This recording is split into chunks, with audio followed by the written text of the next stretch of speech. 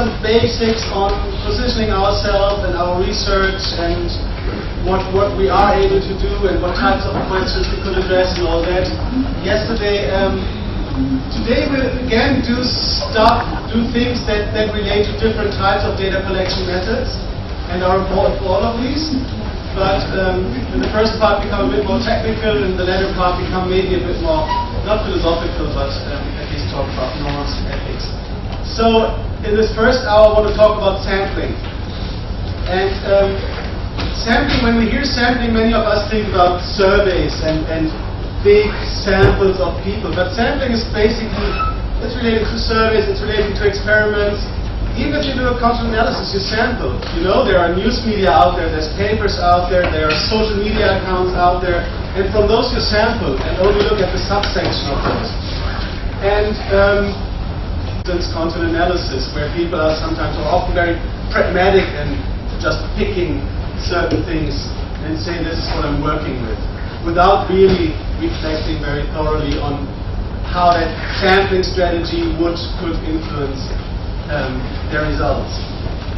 So in that sense, sampling again sounds a bit survey typish, but is much more relevant beyond surveys as well.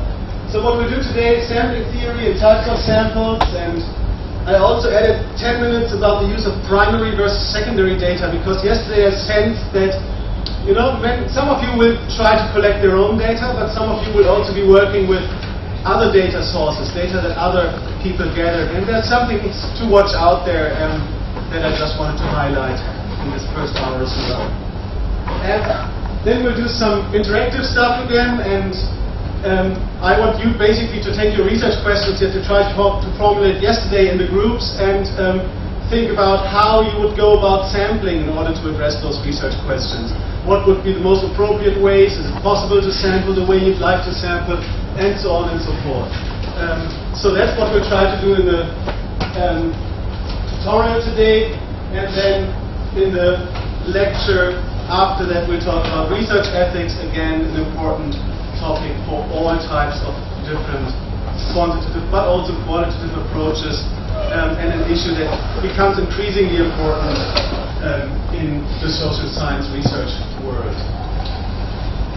Literature is this, so you see the first two articles are more about sampling and try to give a bit of an overview of some of the sampling strategies, and then the second two articles are about research ethics, and I'm going a bit deeper into some issues that we don't fully address today. So the very interesting issue of what happens when you do research in social media, which is done a lot these days, but it's very easy to identify people when you do research on social media. So how do we go about that? And the other one, the important issue of informed consent forms and how to formulate them. That's something we'll also talk about in the lecture. So, questions about that? Anything we should be doing that I forgot to say? Again, you interrupt me anytime if you want to interrupt me and if you have questions, right? Thanks.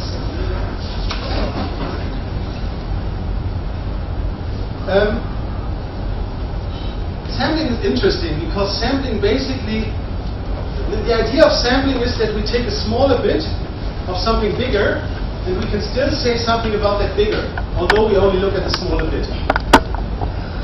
That's what's quite fascinating about sampling, and that allegedly that works quite well. And indeed, if you look at a lot of research, it seems to work quite well. We also know a lot of examples where it's going utterly wrong, and I'm not sure about this country, but in many countries that I follow politics, and pre-election polls are far off what the election results will be in the end. So there's a mismatch between the allegedly representative samples that pollsters use a couple of days before the election and the results that then come out of an election, for instance. That's the popular examples when we see that sampling might also go wrong, and we'll try to get a bit more understanding of when or why that might go wrong in certain cases. But we'll also look a bit about the theory or the mathematics, and it's not going to be strongly mathematical, but there's no formulas, but mathematics behind why sampling actually does work if you sample correctly, if you sample well.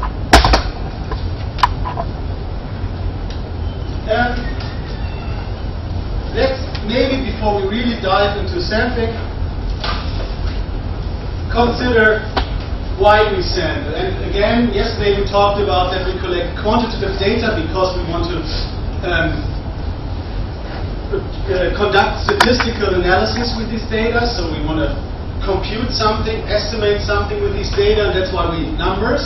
And the two main things that we do in the social sciences, it's not all that we do, but the two main things that we do in the social sciences are descriptive statistics and inferential statistics. Right?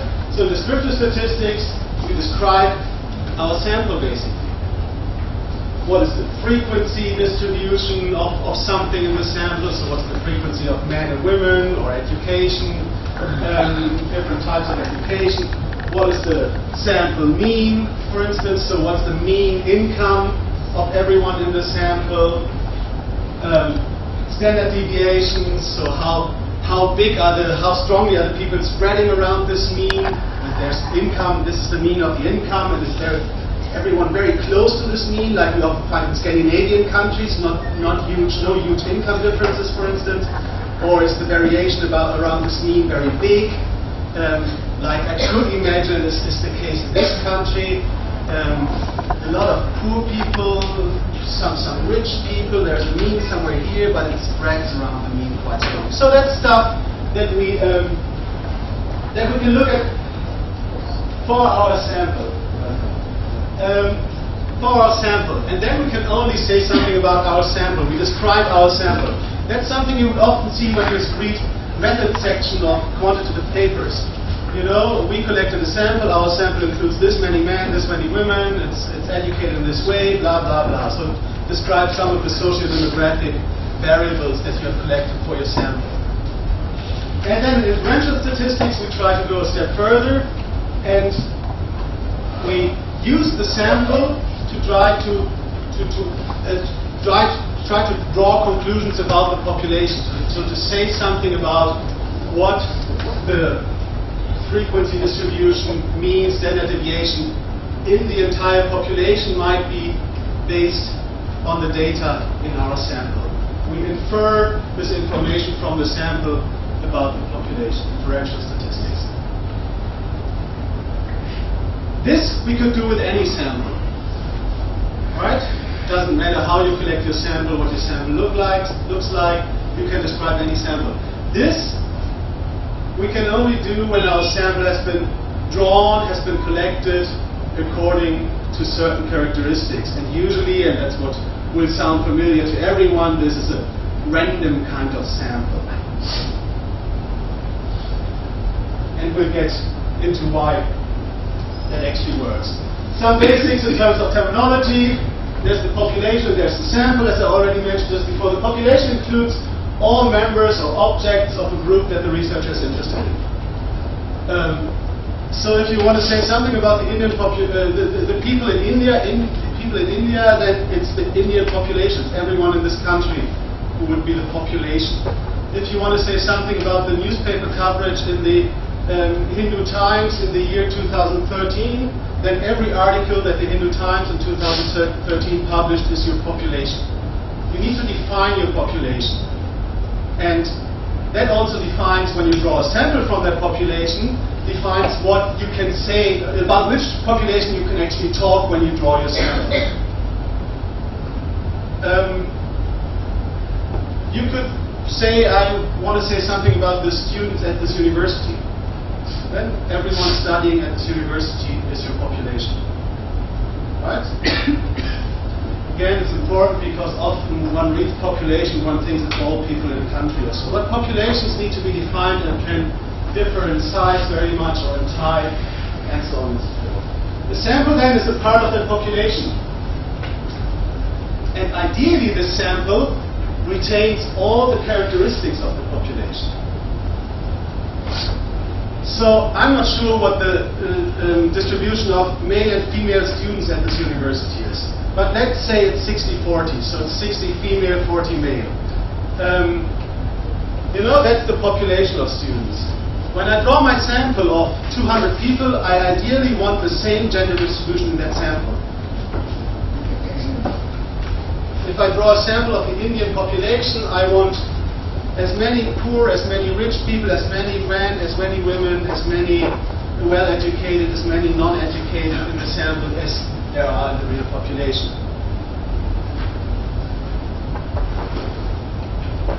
Because only if that's the case we can make inferences, use inferential statistics to say something about the population based on our sample. Why do we sample at all?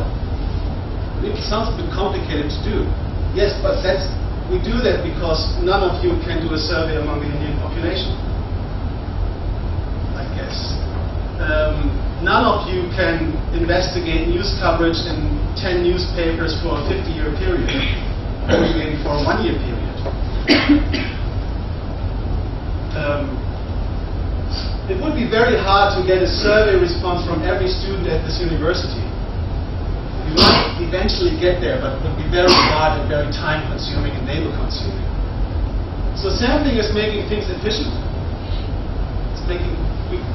It's doable if you sample. The research becomes doable if you sample, and if you don't sample, you are often stuck with not getting data about the entire population.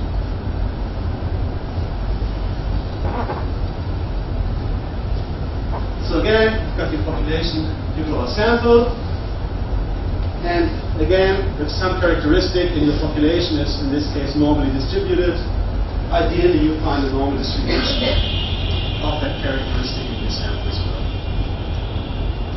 Yeah. More about normal distributions in a couple of minutes. Becomes a bit more complicated than this sounded, because the population is something you can define, that you can empirically target. There's a universe out there that you would ideally speak about. So let's come back to the Indian population maybe. I don't know too much about this country, but I assume there's people living in the country that are not registered somewhere. You don't have a record about every person in this country. Still, you want to say something about the Indian population. So in that case, the Indian population would be the universe of people that you would talk about. But you can only draw a sample of the people that have some record somewhere, that you can actually empirically see somewhere out there.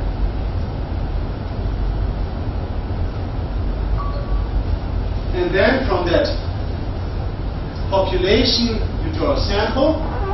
So that's the 1,000 people you ideally talk to. Yeah?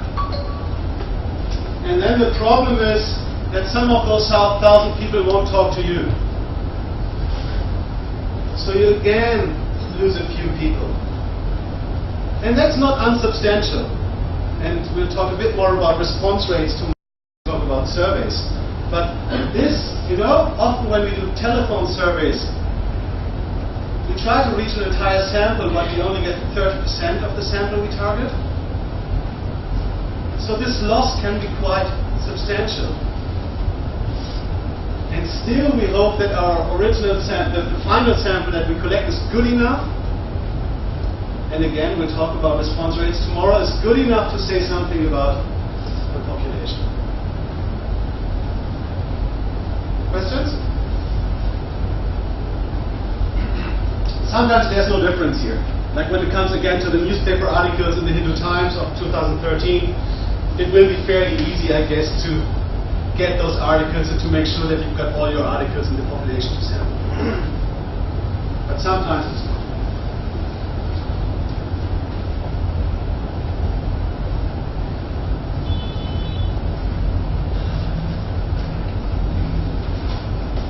So, again, population, select a sample. Sample allows generalization about the population. And you want the sample to be structurally similar to the population. And that goes for anything, by the way. It doesn't only go for social demographics like gender, age, education. That goes for party preferences. That goes for emotional states. That goes for anything you could think of. Anything you could measure, could be interested in a person or a news article, should be the same structurally in the sample than in the population. Just quickly, notation stuff. So the population is usually notated as large N, capital N, and the sample is small n. Though if you look at articles, you see that not everyone adheres to that notation. By and large, there's two classes of samples that we use in the social sciences. That's probability samples and it's non-probability samples. That's the big differentiation between what we do in social science research.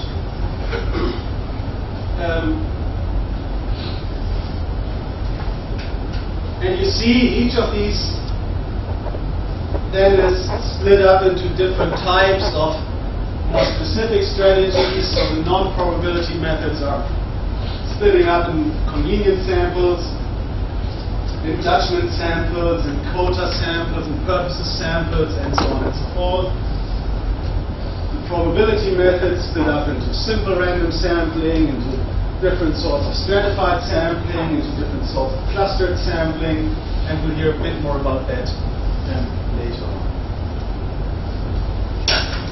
The important difference is that here there's always some randomness involved in selecting objects from the population to your sample, whereas here that's not the case.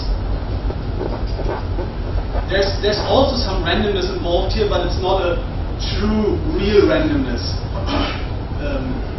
So we'll come to that in a second. But if I sample students from this university and I do so by walking around with a questionnaire and asking people to fill in the questionnaire, it feels like quite random what I do.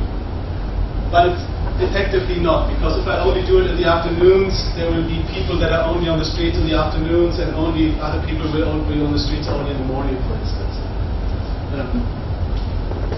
So there's always some sort of structural bias and non-probability samples that ideally you don't have in probability samples, because you work with true randomness. This is another one of those pictures. You see the random samples don't go much further. They actually do, but in a combination of all of those don't go much further than this.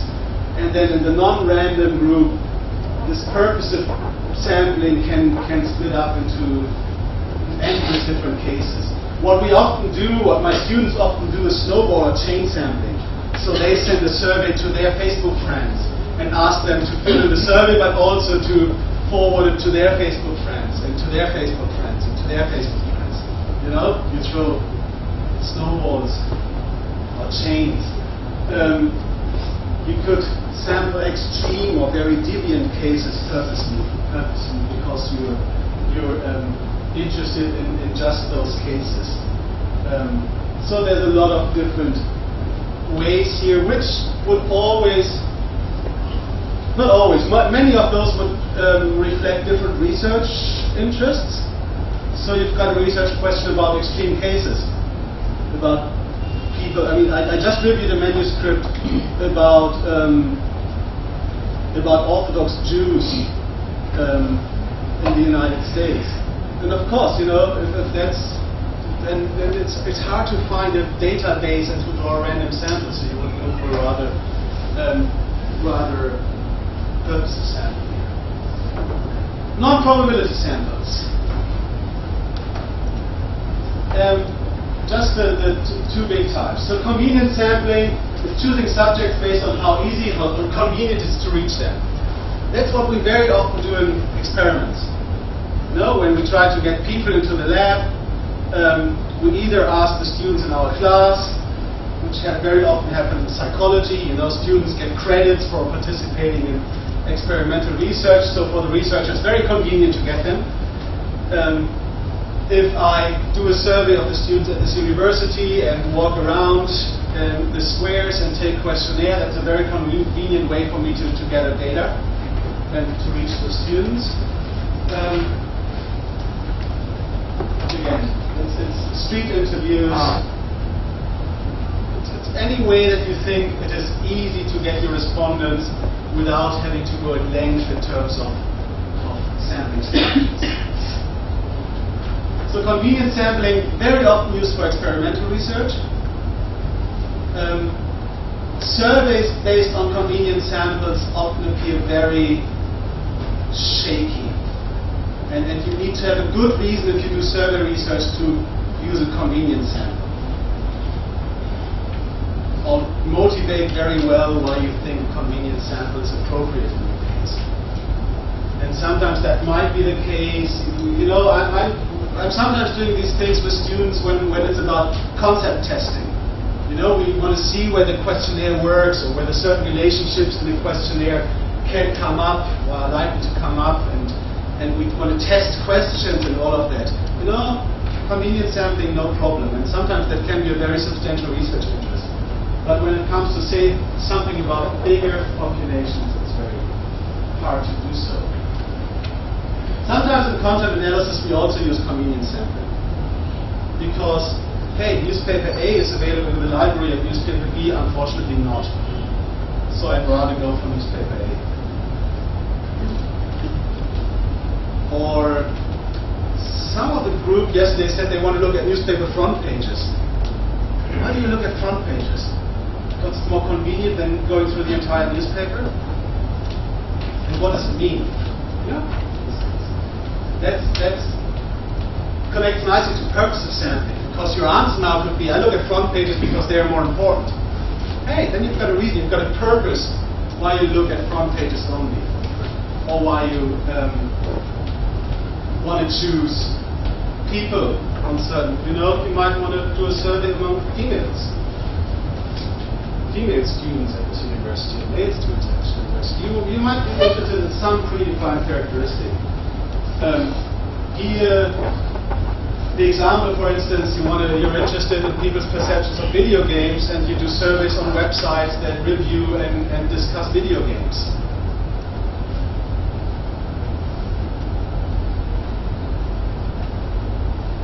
The problem again, whatever you do in terms of non-probability methods, you're not able to say anything about bigger populations in a very strict sense, because there's no randomness involved.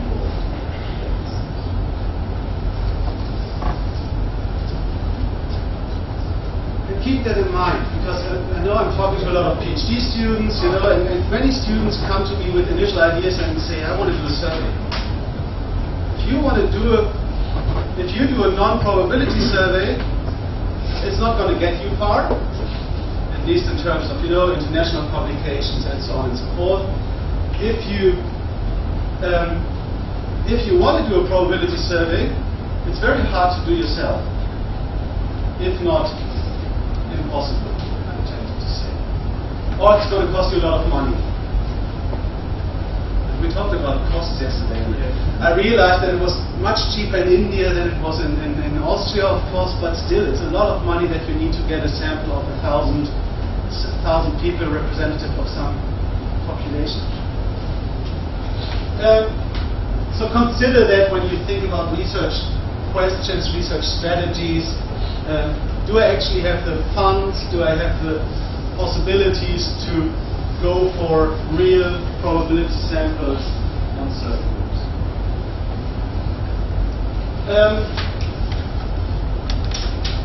Now the nice thing about probability samples, and I'll get into the theory behind that a bit more in a second, is we know that the more often we draw a random sample, and the bigger that sample is, the closer the distribution of characteristics of that sample is to the distribution of those characteristics in the population. And we can reach that with different types of probability samples, and the most typical one would be the true random sample.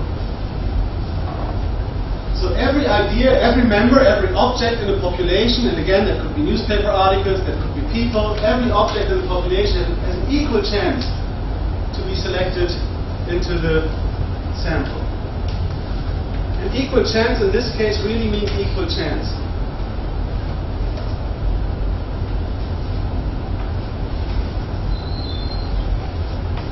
So what do I do if I want to sample 20 of you? What would you do if you sample 20 of you? What would be your approach?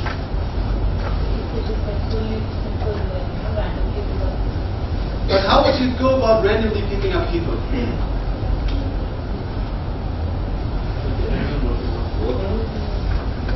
Now I just want a random sample of the 40, 45 of you. I just want a sample of 20 people in this group. Randomly picked. How do I go about doing that?